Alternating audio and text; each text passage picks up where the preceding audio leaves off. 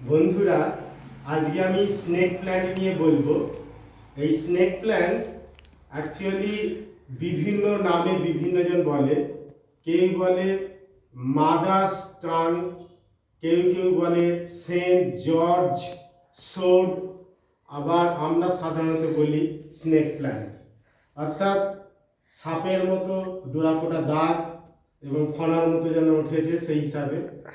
এইগুলো নানা রকমের প্রজাতির হয়ে থাকে, কখনো ছোট ডোয়ার, এইগুলো ভ্যারিয়েগেটেড এবং স্টাইপ দেয়া, সরু সরু পাতা, চওড়া পাতা, এই ধরনের হয়। এর বোটানিক্যাল নেম হচ্ছে ড্রেসিনা বায়োফেসিয়াটা। এবং এই গাছগুলোর সবচেয়ে উপকার হচ্ছে যে এরা বাতাসকে পিউরিফাই করে, অর্থাৎ দূষিত টক্সিনগুলোকে এরা অবজার্ভ করে নিতে পারে। শোবার ঘরে, ডাইনিং স্পেসে অথবা বাথরুমেতেও এই গাছ রাখা যেতে পারে। এমনকি নাসাও বলেছে এয়ার পিউরিফিকেশন করতে পারে এই গাছ, এত ভালো যে এটা সবাই ইউজ করতে পারে।